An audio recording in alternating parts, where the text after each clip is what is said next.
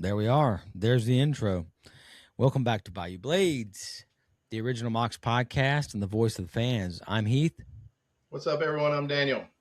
And we are back once again this week with a very exciting guest. You've already seen it. If you've seen the name of the episode, Carlos is on with us today, gold medal winner himself. So we're pretty excited about that. We're really excited about that. He's got a lot to talk about, hopefully. That gold medal was really big. It was really cool, man. Yeah. We'll leave that for that interview, right? So it's a lot of talk on that. Right. NHL news, not a lot going on. Well, there's a lot going on actually. If you keep up with the trades and stuff like that.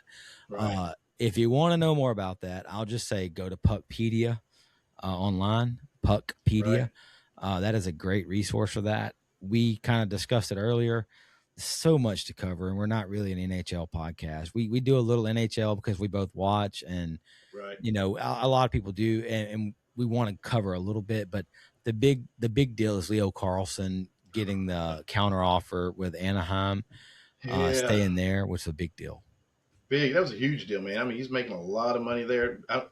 They're paying him more than what they bought the team for back 20 years ago. So that's insane. So. Yeah, so that was really cool. Good for him, man. I was looking forward to him to come to Philly, honestly. I was looking forward to that. Not a big Philly guy, but I like Stay away from Philly. Yeah. Philly sucks. Yeah. On the Braves, Braves, the only good thing in Philly. I'm sorry. The Braves just fell to St. Louis again, and I lost my bet again, which was unfortunate for that series. They lose. It's baseball, brother. It's baseball. Yeah, going into the All-Star break. So, are you going to watch the All-Star games? You know what? No, because it's in Philly. Nah. It's in Philly. They set it up for a Philly player to win the home run derby. I mean, come on. It's in Philly. Nah. Yeah. Unless the mascot for the Flyers, Gritty, comes out there and runs across there and does something across the field. Gritty's going to be involved. Gritty's going to be involved. He's probably the best mascot in the NHL, right? In the NHL, he is the best mascot in the NHL, right? Watch some of his YouTube videos. You will laugh your Gritty tail is off. So good. Like we had some guys doing some good stuff with Sammy, with Slapshot Sammy. There was a couple guys doing some good work. Yeah. I tried out for Slapshot Sammy. They said I wasn't tall enough. Yeah, well, I mean, the beer gut. You're not athletic either. I mean, you got to go out there and do a few things. You also got to be cool with hugging on kids and stuff. Yeah, I don't know. That might not be good for you. It's not a good look. I like kids, but I don't like them that much. Mm-hmm. No, I like kids. I'm playing around. I love. Yeah, kids. He loves kids. People. He's got 12. Anyway, let's talk about these. Real quick. Yeah, the T-shirts. We are trying to get them going up for sale. What we're doing is we're trying to get some market research, right? So if you would go to bayoublades@yahoo.com, email us saying how many shirts you would want and what sizes you would want, or just on the Facebook Messenger or any kind of way that you have to communicate with us. Comments are fine. This is not an order form. This is just market data, right? We don't want to buy 150 shirts and sell 10. We would, if we got 10 shirts that we think we can sell, we're going to buy 15, right? In case we need a few extras. If we got 50 people saying they want shirts, then we'll buy 50, or 60 or something. Right. The more shirts we buy, the cheaper they are. And we're not trying to make a real big profit. If anything, we're trying to make enough money to buy more shirts or something like that. That's about it. We're not making a profit off this podcast. Right. We don't know what we're selling them for yet or anything, but we just, we're just trying to figure out, is there a demand? Is there people out there that's wanting some merchandise like this? And if there is, these are really nice shirts. They're 50-50 blend, really, really nice shirt. We found a guy that can make them. So it's just everyone who's seen it loves them. So I'll say that. And they're very comfortable. Yeah. So just let us know. Shoot us a text or something, So Moxon's news, we picked up some trades. Yeah. Well, we talked to Coach in that last episode, and he said that, pretty much the core of our team was coming back, which is a hell of a team. That's a big deal. I mean, there's not another team in this league that's going to have the core of their team coming back like we are, I don't think. I mean, you're talking about players that have played with each other. They know where they're going to be at. They know what pass to hit them with, that kind of thing. But yeah, we picked up one guy today. I think this on the 11th they signed one guy. Yeah. So what's his name? Brendan Brendan Spinelli, I think his name is. Spinelli. So he played for the Breakers at the end of beginning of last year. I think he finished with Indiana. Right. I think it was his rookie year last year, I believe. Right. Uh, He's an very good enforcer, player. right? He was kind of like in between, kind Yeah. of like this, a good skater, good shooter, very good head on his shoulders. I believe he played college for a little bit, if I'm not mistaken. I listened to Yeah. his interview on Bruised and Battered. He wasn't scared to shake it up either, man. He got in a handful of fights. So I think he was a good player. I think he's a good pickup for us. We got to, and I know there was some upsetness about, hey, these guys aren't going to stay. The two of the guys we picked up from PD, you never know if they're going to stay or not. You Right. never know if they're going to show up. None of these guys, honestly, you don't know until the last minute what's going to happen. Right. So don't get too upset about the trades and stuff. Just know this, and you'll see in the interview, Carlos says this is a team that is about, buying in, about teamwork first, putting the team first. And if your core is coming back, that's going to stay the locker room mentality. And that's what matters if we're getting guys who are going to buy into that. And I think we are. I think, talking to the coach, talking to some of the guys, that is absolutely the goal. Right. And well, I have some stats on him here if you want he it. pulled I some just stats. That's looked it what you up were on doing. I some was elite wondering what you were prospect. doing over there. Yeah, that's what it was. He's 24 years old. He's 6'1", 195 pounds. So that's pretty good. He's let's see, he did play NCAA. Yep, thought so. Yeah, so he's not a bad looking player, to be honest with you, man. I mean, that's there's not a lot of stats on him. He played with Biloxi last year and played with Indiana last year. Mm-hmm. Uh, you know, so yeah, he looks like a solid addition there. He'll I fit think it was in. a good pickup, and having a guy that's kind of out there, not afraid to throw it around a little bit. That's not a bad Right, thing either for right, us. So yeah, good for you. Hope to see you show up, man. Really would love to meet you. Love to get you on the show. Maybe can reach out to him, see if we can get him on. He's a good interview because he was on Bruised and Battered recently, and it was a really good interview. I enjoyed it. So good. That's Mox news. Some trades, not a lot going on that we can talk about. Kind of keep some stuff under the hat if we've been asked to. We got a big time raffle going on tonight. Right. These Let's talk about that raffle. Score 1991, 2 packs of these. I didn't have but about 5 that I got that I acquired, but you will be receiving these. You will be receiving 2 pucks autographed by a player of your choice, and you will receive an autographed glove, a lanyard, Moxton's lanyard, and a Moxton's hat. Right. Glove is autographed by Andrew Ballant, Corson Green, game worn, glove. So. Yep, absolutely. We will. That is the big deal here. I was looking at something popped up on my computer. I had to turn it off, but yeah, that's what we're doing, and that raffle has done very well. Man, overwhelming, isn't it? I mean, it's Mox fans showed up, showed out again. We're really, really close to our goal now to try to buy some season tickets. We're going to do another raffle here, soon. We're not sure exactly when, but that'll hopefully put us over what we need to be and be able to get 2 or 3 tickets for the season, giving away to fans who've never been here before. And and something we talked about earlier is accountability, right? And it comes up in the interview, right, with Carlos. Fan accountability is part of the team atmosphere, right? Right. Carlos says it very well, better than we do. Players want to come here, and the coach said it too in his interview with us. Players want to be here because of the fans, right? Because of the culture here. The culture is you get on the ice, you feel the electricity, the excitement from the fans. You come off the ice, there are people cheering you on. There are people helping you out in financial ways, giving players rides or whatever you do. The Viper Club is always looking for help with buying snacks for the guys on the road. There's always, hey, we're having a big dinner for the guys. We need stuff for that, or money for that, or whatever. This isn't money grabbing. Nobody's making money off this. It's just helping the team. That's all we do. Right. This whole adventure for us. It's just helping the team. That's all we really want to do. Right. And the fact that you guys showed up like you did for this drawing has been phenomenal, and it shows that fan accountability is what I was getting at. Right. We're all held accountable for the things that happen, and if we don't show up to games, it's not going to be around for a long time. Right. So we need to show up for games. We need to put butts in the seats. The brotherhood that a hockey team has is the same type of that's the same brotherhood that the fans have as well. All right. Yep. We consider ourselves, me and Heath, a brotherhood. All right. We've got each other's back. We're going to go to war with each other if we need to. And it's the same way we feel with the Mox fans, with all you guys out there. You are our brotherhood.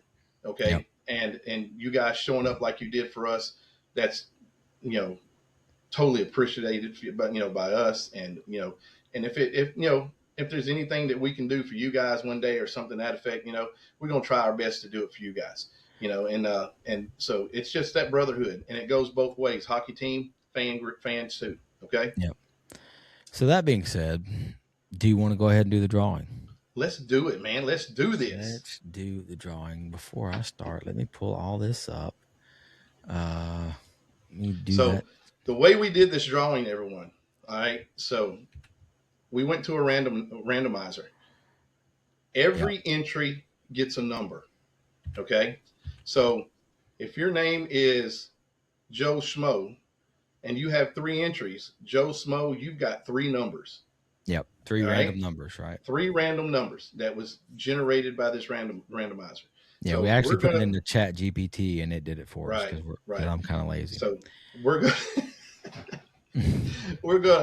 going to pick a random number, okay, or let it pick the random number, and whatever number, whoever's name that is by, you win everything. The big prize. The big prize. All right, I'm going to share my screen, and you can see all my bull crap on this screen. Entire screen. Click share. All right, you should be able to see my screen as it is. There it is. I will now. Where did my notepad go? I don't know where my notepad went, but in my notepad, right? Let me see if I can find it real quick. I don't want. There it is. These are the names, right? You can see them. I'll make that large so you can see it. I'll try to go slow as I think I can go. These are everyone who is entered, every drawing that you have, everything, your names are there. Okay. Yeah. And you can pause and look at it. I'll go back through it one more time backwards. And you're going to see misspellings, and that is because we're not educated. We're not educated. Yeah, there are definitely some misspellings, right? So we'll go to a random number generator, and I was playing around with this earlier, so it kind of looks weird, but the random number generator is here. You were going from 1 to 132. We will click it 3 times, and the third number will be the winner. 3 times. 1, 2. Drum roll. 3. 78. Number 78. I have the list. I printed out. It's 4 pages long, so I didn't. It said 78. Let me look. 78. Number 78 is. I have no Heath idea. needs my glasses. Yeah. Judy Pickering. Judy Pickering. Woo! Congratulations, Judy. Judy.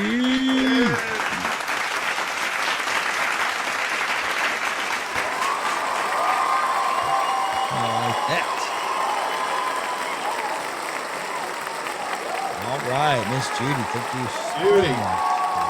Judy. You got the cheers. You got the claps. All right, that is a long sound effect. Yes, Judy. That was so cool, man. So happy to do that, Miss Judy. You are awesome. We're so happy, and you're going to share that stuff with some of those youngsters you sent us some pictures of, I'm sure. Yes. And, thank you everyone for entering. That was an awesome experience for us, and that was just you don't know how much that really helps. And just be looking for the next one. Miss Judy, you need to tell us who your favorite NHL team is. I got something for that too, especially for those youngsters. I got throw a little bit of these 200 million cards I have in there so they can have some cards to start their collections off with. That's right. And let us know too. Also, Miss Pickering, just go ahead and you know how to get in touch with us, I guess, and just let us know which two players that you want on the pucks, and we will get together and give them to you. We'll get that stuff to you. Thanks so much, everybody. Really excited to hand you off to this interview that we had to do it earlier in the week because of scheduling, but we're very excited to hand you off. I think it went very well, and we were so happy that he shared his time with us. Yes, great guy, guys. Really listen closely to this interview because it's all about you guys. Yeah, and anytime you get a chance to help Carlos out, please help Carlos out. He is such a nice guy. Yeah. But thank you guys so much. Thank you, Carlos, for your time, and we will see you next week. Yes. See you on the ice.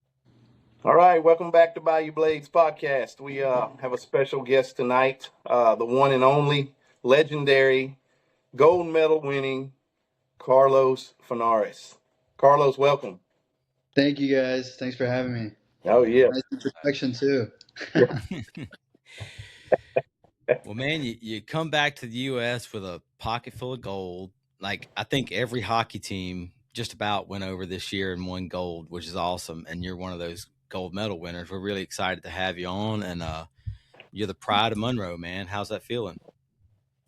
Yeah, man, it feels good. And, you know, like you just mentioned, it's been an incredible year for USA Hockey. Men's ice in the Olympics, women's ice hockey team in the Olympics won. The Paralympics, we won, US won. Men's ball hockey, we won. Women's ball hockey, we won. And then I even think roller hockey, the U.S. won in roller hockey for men and women as well. So it's like a clean sweep on the board. It's actually pretty incredible. It's nice to think of.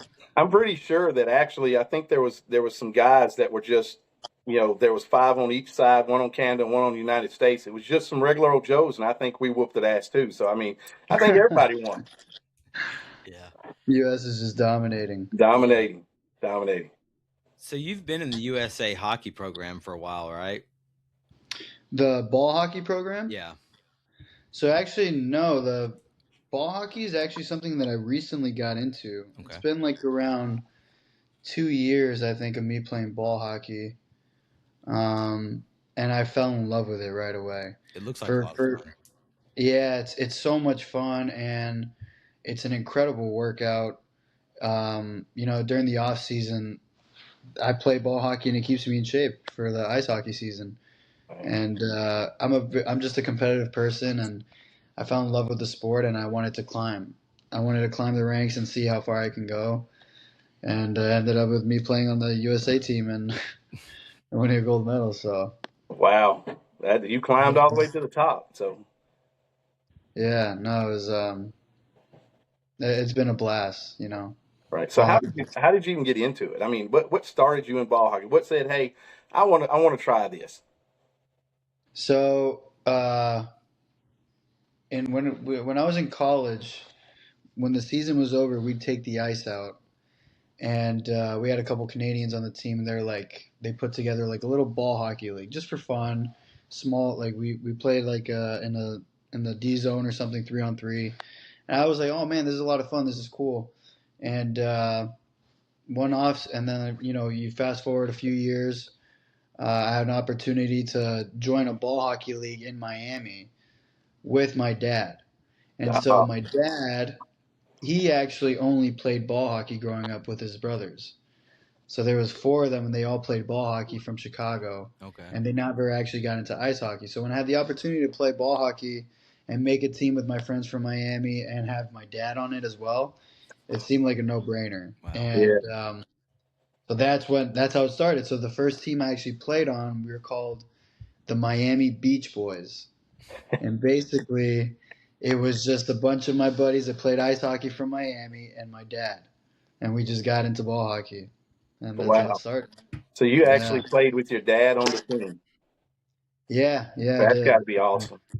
Yeah, it was awesome, man. And it's been a journey that we've kind of gone on together, and he actually went with me to Czech, and he lived through those moments with me, and it's awesome. Sick. Like for him to be there to see us win the gold medal, it was just something truly special. Yeah, that's awesome. That's awesome. So you go over there, you go to Czech, you win a gold medal. How did those guys take it over there? Because that's a big deal for them as well over there. Well, so compared the U.S. compared to all those other countries, like for us, it's almost just like a hobby. For those guys, it's like a year-round thing. They have pro leagues there. They're funded by their government. Like, if for me, just so for me to get to that tournament, thank God for the people in Monroe. My sponsor put together a fundraiser here, collected funds that allowed me to be able to go and compete.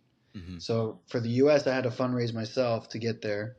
But like for the Czechs and Slovakia and Finland, like they had everything provided for them. Wow. The government pays for them. They play year round. It's a much bigger deal for them over there.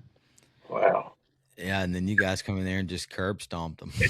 Yeah, it was it was kind of funny because the Czechs, they lost 2 years ago to Canada, and since then they had been practicing to face Canada again in the finals. And even before the tournament started, they made a weird video saying like, Canada, we'll see you guys in the finals. Like, we're ready for you now. And we're all kind of like, what? That's kind of a weird video What to the make. hell? Like, Yeah.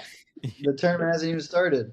And then so when we played Canada in the semis and we beat them, then to face the Czechs in the finals and then to beat them, it was an underdog story. It Oh, it was Wow. beautiful. Yeah. Man, that was beautiful. That was great. Yeah. That was so let's talk about the story. We hear there's a really good story about getting to the ball hockey in Czechia. So what's the story about that? What's the travel stories you got there? I knew it took you, what'd you say, 5 planes or something to that effect? Oh man, it was well, first of all, I will say it started in Monroe collecting the funds with the fundraiser. The support that I got from the people in Monroe, I tell everybody there's no other place like it. Yeah. This is the best place to play, hands down. So I want to just thank everybody that donated. You guys are a part of this gold medal as much as I am, because if you guys didn't help me put the funds together, I would have never gone up there and I would have never been able to compete. And so I just want to thank you guys Big greatly shout for that. Big Right. shout out. And Shout out. Yeah. now to get there, I had to fly. I think it's from Monroe to Atlanta, Atlanta to Miami, Miami to Switzerland, Switzerland to Prague. And now that journey itself was like 16 hours, I'd say. I don't know, 18 hours, something ridiculous. I would have put it more than that, honestly. It was awful. But then once I got to Prague, I didn't even know this part. I thought I was like, all right, Ostrava's got to be right near Prague. This is like how little research I did. I get to Prague, I had to take a 45-minute bus to a train station to then take a 3.5-hour train ride to get to Ostrava. So that was like the longest day of travel ever to get Wow. there. Yeah. Now, So just it all started. doing that travel coming back was a lot easier because I Yeah. had some gold around my neck the whole time. So Yeah. Yeah. Yeah. it was Yeah. It fine. all But started with that great plane ride from the Monroe Airport to Atlanta, huh? oh yeah, and that small plane shaking the whole time. Yeah. That was a joy. Been there, done that. So, Yeah. no. Well, let's talk about coming to Monroe. All right. What was your first thought when they called you last year and said, "Hey, man, we would like you to play in Monroe, Louisiana"? Well, I got to give credit to Jay because I was actually not planning on playing. I was planning on joining a team like right before playoffs, and I got a phone call from Jay Krupp while I was at a ball hockey tournament. Actually, it's kind of funny, and it was like maybe a week and a half before training camp or something, and he convinced me. He sold me on Monroe, and everything that he sold me on was true. He said that the support I was going to get from the community here is like unmatched, the crowd, the atmosphere, it's unbelievable to play for. The people are very kind. The Southern hospitality is a real thing, and he convinced me, and I came, and I never regretted that decision one bit. So That's awesome, Great. man. That's great. You're not the only Sure. player who's told us something similar, a very similar Right. story. It's we talked about it with Coach Sunday. It's been a recurring theme that the fans have really stepped up out here, and we wanted hockey back so bad. We're doing whatever we can to keep it. So Right. yeah, it's Monroe has a reputation now. It's the place to play at, and that's because you guys made it that. So Right. Thank you for that. So the year you had last year was a great year. I mean, 54 games. You had let's see, 26 goals, 59 assists, 85 points. You were plus 34 in the plus minus, which is unreal. I think you finished third in assists in the league. I mean, man, tell us about. I mean, you're kind of leading that first line. What do you look for? And when you're out there on the ice like that, what are you looking for? What are you trying to figure out on the ice, and who you're trying to get the puck to, or tell us a little bit about that. yeah, well the one thing when you get a lot of assists, you rely on your line mates, to put the puck in the back of the net, and luckily for us in Monroe, you say I was, like the kind of on that first line, but realistically we had like three first lines by the end of the season. So Yeah, honestly, yeah, anyone who I was able to play with was able to put the puck in the back of the net. yeah, But for me, I've always been an undersized guy, and so I've always relied on my speed, my quickness to escape, and I try to beat the first guy, right, with my feet, and then hopefully it brings the second guy to me, and that leaves the guy open, and I move the puck there, and hopefully finds the back of the net. That's kind of usually I always try to just do that. So it's instincts, basically, right? Pretty much, yeah, Yeah. yeah. And then Okay. obviously, throughout the season, you get chemistry with your line mates, and you kind of know where your each other are, Right. and you're always there supporting one another, and as the year goes on, you get better, and you just continue producing offensively. Right. Okay. Great. so a moment from this year on gold medal game excluded, right? On the Yeah. ice that you can remember that was very just a big moment for you or for the team. Anything that comes to mind when we ask that question? Oh man, there's been quite a few. Um, I think there was a road trip. I think we were in Columbus, and we were short staffed. We had a lot of injuries, Yeah. and we had no business really, right? If you think about like what we were going through, coming out with a win in that game, and we went in there short staffed, and everybody believed in one another. And when you go into a game like that with your brothers, right, and have that confidence in one another, and you come out on top, it's like it's such an amazing feeling, and it makes you realize that you have something special in that locker room. And that I just remember that one specific game against Columbus. We were on the road. It was like a crazy road trip. And when we won that game, I was like, man, we have something special in this locker room. But there are so many. I mean, there were so many cool moments this season Yeah. from the guys sticking up for one another, like Tucker fighting Slim. Schlep, or a couple overtime games that we won, and like I don't know, Christie having like a 3 or 4 goal game. He might have had one or two of those. I don't even Yeah, know. three, a Like couple. Yeah. there's so many moments this season that made it memorable. All right. Well, you talk about that brotherhood. I mean, a lot of people that watch hockey, especially here in Monroe, don't really understand the brotherhood that's in a locker room. And when you've got one player or two players that's not in that brotherhood, it makes it hard. But when the other guys stick together, they fight through it. That's definitely a special team, and a special moments, they come pretty regularly usually when you have a team like that. Yeah, when it comes to building a successful team or really anything in life, if you want to build a successful company or, having trust in one another is the most important thing. Um, and if you have trust for the guy next to you and you know that they trust the guy next to them, when you're in playoffs and you're facing adversity and you're going through a hard time, that trust, that accountability is what keeps everything together. And Yeah, those teams that win championships, they have that consistently.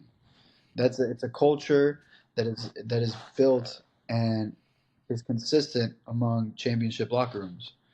And I think, Monroe was right there. There was a lot of obstacles that we had to kind of overcome, and we were constantly overcoming them.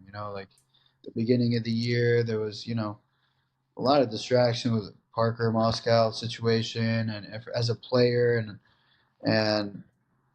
it was kind of tough to move on from that, but we got through it as a team, and then we got through the next obstacle as a team, and we got through the next one, and we fell a little short at the end of the season. But man, this team was really a brotherhood. We really cared for one another, and we're looking to come back next season and really make a statement. Yeah, the coach said he used that word a lot, accountability. And I kind of was curious, and I didn't ask him at the time because he's not a player.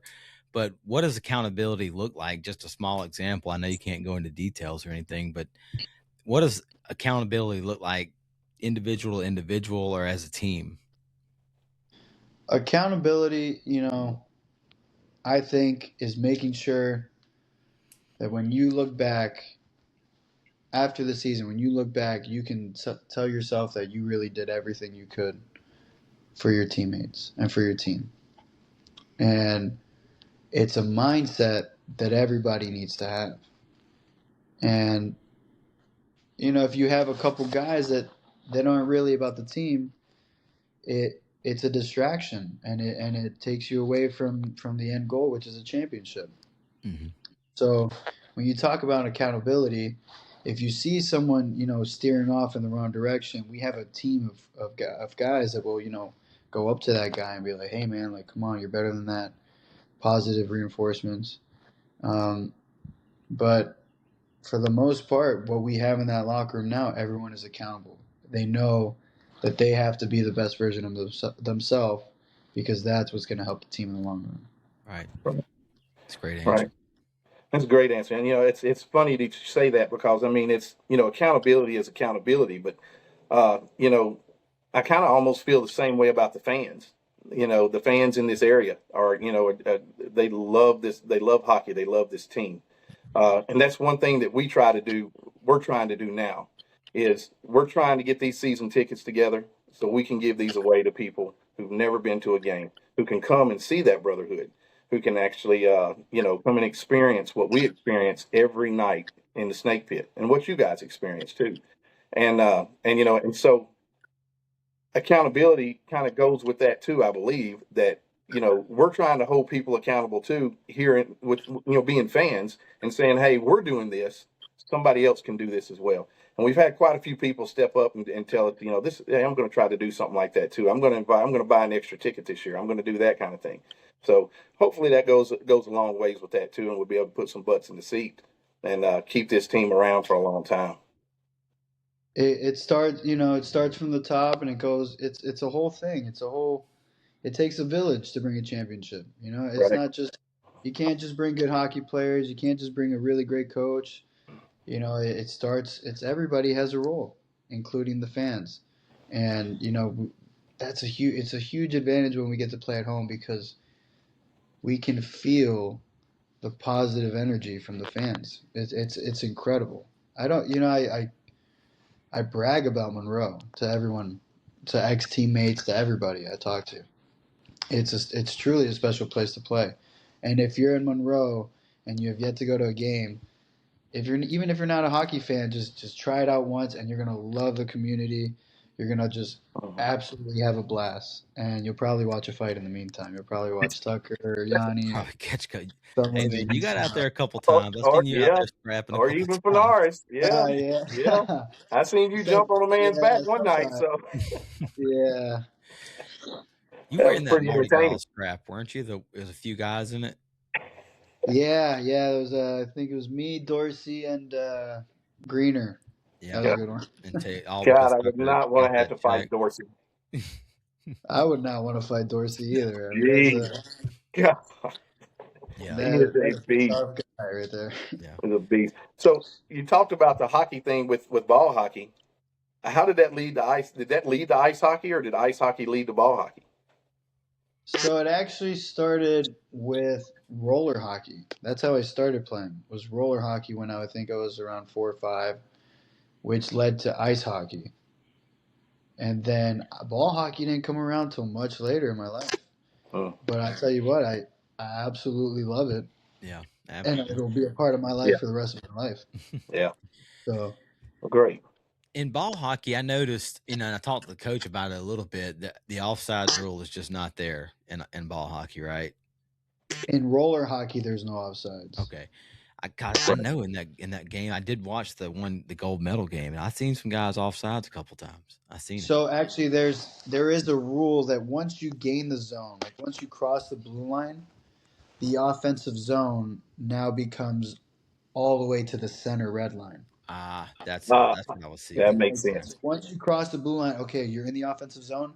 Now you have the whole, basically half the rink as your offensive zone.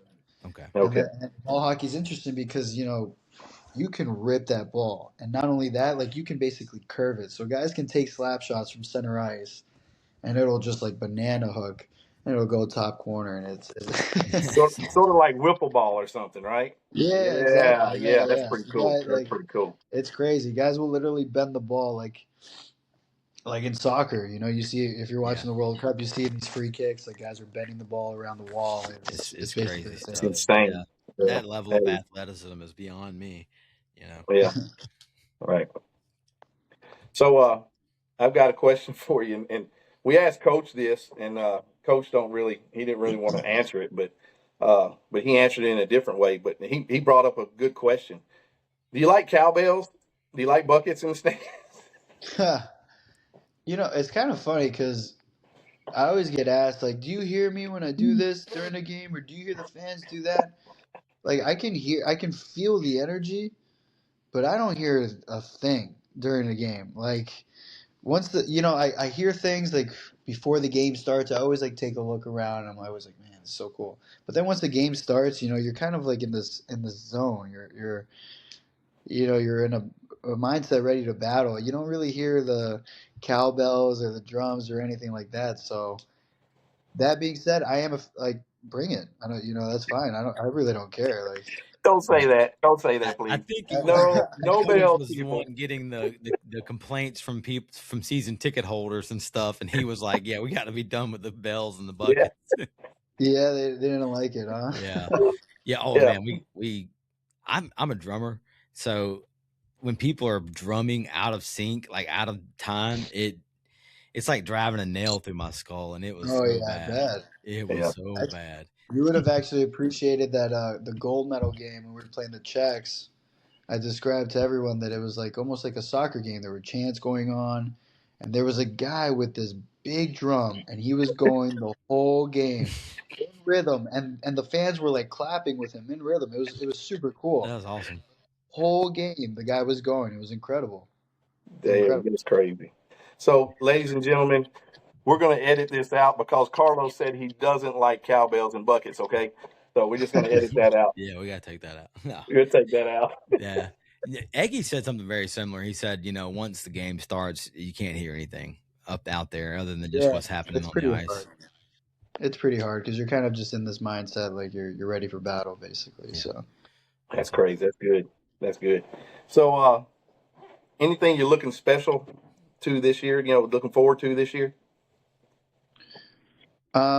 Yeah, I'm just looking forward to having most of the guys back, and we have what we went through last year was hard. but everyone has the right mindset. I think everyone's going to learn from it.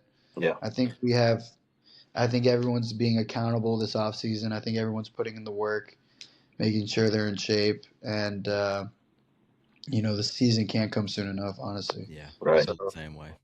Yeah, I know can't wait. everyone's already excited to go. So Yeah. The coach said they had 15 guys coming back so far. Do you know about who all's kind of signed on back on, or? I don't know actually. I've talked to like guys I've talked to most of the guys that basically were protected and stuff, but as far as who's already signed and whatnot, I'm not involved in that stuff. Yeah. Yeah. Yeah. We're trying to get that inside scoop. We just we're gonna ask those hard questions, like Coach said. Yeah. So, If Yeah, I we're had gonna it, do I'd that. give it to you. I So, think it's coming out about the time this episode does anyway. So. yeah, yeah, there you go. But so one thing that you've been working with was the kids at Skate Town, and we've been going up there and taking a few pictures and posting them online and stuff like that. Just to kind of get the word out and let people in Monroe see that what's actually going on and what good the hockey team is actually doing. And those you can tell that you have children. And Greener didn't have any kids when I was up there and saw that, because Greener was like skating in circles going, what in the world is going on? But you were just calm, cool, and collected and everything. Do you enjoy going out there and doing those type of things with the kids? I do, man. I really do, and it's kind of cool how it's roller hockey, and it's a lot of these kids they're kind of just getting started with roller hockey, and I express to them that that's exactly how I started. I literally was playing roller hockey.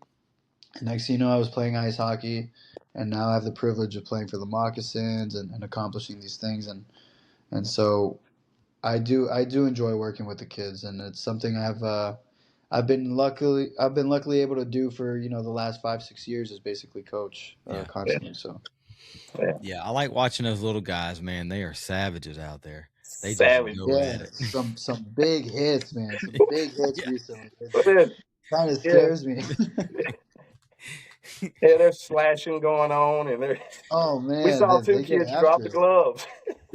Yeah, they get after it, man. I mean, we could probably fill up the snake pit watching these You kids really play. Man, So we You need to really bring could them put out. those Yeah, kids on ice for like they for should do sure. that at halftime. Like put I those agree. dudes out there and throw a puck on the ice and like get after it and just there that would is no halftime. What are you talking about? Yeah. period break, whatever you want. I was Yeah. saying halftime. That's dumb. Anyway, but yeah, I agree. I think they should bring them out intermission or whatever, and do that. Yeah. That'd be pretty cool to see. And there's a couple of kids up there that are really really good, and they're really, Yeah. I mean, they can skate and skate circles around you. And there's a couple of girls up there too that really. There was one girl that she could barely skate the first time I seen her, and man, and she couldn't hardly finish any of the skills that they were doing. And now she's like middle of the pack. She's going. It's amazing to see that. Yeah, it's special to see how much they've improved since day one, Yeah. and how much they enjoy it. That's the best part. Sometimes you'll work with a kid and they don't really want to be out there. Their parents kind of force them. But honestly, with all the kids that I've worked with, they all want to be out there. They're all having a good time, and that's why they continue to get Yeah. better. Well, maybe you can help us set this up. We're actually trying to we're trying to make a set of pads for Heath, and we're using like an old memory foam mattress, and we're going to make him some shin pads and thigh pads and some big chest protector and all that, and let him go out there and maybe sit in the middle of the goal and let them just slap some Okay. shots at him. I think that's a pretty good idea. Yeah, I ain't never scared, man. I told coach, I don't know how to skate, but I'll get out there, man. I'll do whatever you guys Good. need. I'll do it. We'll take you. I'm 40 years old. I have really, really bad joints, and but whatever. I ain't trying to We'll live help you forever. up. We'll help you You'll get up. survive. You'll survive. Well, man, it's really cool talking to you. Yeah. We really wanted you on because it's like, man, gold medalist, really big deal. We're really excited to have you here. I got to get around you with that gold medal, man. Got to see it. Yeah. Yeah. Let me see. Well, here, let me see if I can share this. The guys at Body by Robbie, they hooked me up with a real nice gift here. Awesome. They got me a nice little custom frame. Oh man, that's sick. Oh man, that is super And awesome so right there. this is my jersey there, and that's the gold medal. Awesome. and I'm not done setting it up. I got to add a couple pictures, but I need to send you one. I have a picture of you, like, but I took it from the TV, but it's like they have the flag over you guys, like waving over you guys, and you're looking up singing the anthem. I caught a picture of that during the game. oh yeah, oh man, It was pretty good. Yeah, send that. You Yeah. gotta send that over. I'll send That it. that was also one of the coolest things ever after a big win is just having your arms around your brothers and singing the national anthem. That was really cool. I was tearing eyed, man. I was like, Yeah, boys, man, they did it, man. It's awesome, man. Yeah. It's awesome, man. And you know what? I know that the guys in Monroe, like the guys that we're bringing in, you know, we have a special group and we can do the same thing here. Absolutely. I just know it. Yeah. I just know it. I feel like you guys got robbed a little bit last year on a couple things, but you know, it happened. Yeah, you know, it's just some adversity, some injuries, and you know, but that's how it is. That's how it is, and we weren't meant to win last year. Right. We had to go through that. We had to go through that, and to come back this year stronger. And I'm telling you, we have the right guys. Yeah, well, we got a lot of cool games. And we have the right mindset. Yeah, the coach said this is going to be a dogfight year. He said there's not going to be anybody that's getting ran over. There's not going to be any 1 and 2 clearly laid out in the first few weeks. That's not going to happen. So we're really excited about it. Yeah, I think that's better for the league too. You know, I think you're going to have a bunch of good teams now, and so every game is going to be a close one. So. Yeah. It's going to be a lot of fun watching you guys. We're really, really thankful for your time, man. Don't want to take too much of it up, but anything you want to say to the fans, just you've already shouted them out so many times, but these particular shout outs you want to do. Right. This is your opportunity. No, I mean the fans have like come together so many times to help me out. You know, to see my wife and daughter at Christmas, and then to be able to send me to Czech and come back with a gold medal. I just, you know, the best fans in the Fed, the best fans in minor pro hockey are in Monroe. And so I just want to thank you guys. You know, I'm making Monroe home. My wife and daughter have moved here now. And, awesome. And that's how special this place is to us. So next season's going to be awesome.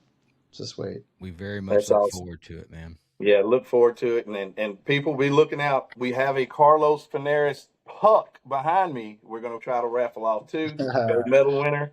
So hopefully that can bring us a little bit of money to get the season tickets we're trying to get. So, and we thank you, man, and we appreciate you coming on. And of course, man. Anything you guys need, thank you for having me. Yeah, man. Yeah, look forward to seeing you next season. All right, man. All right. We'll see you on the ice. See you on the ice. Thanks, guys.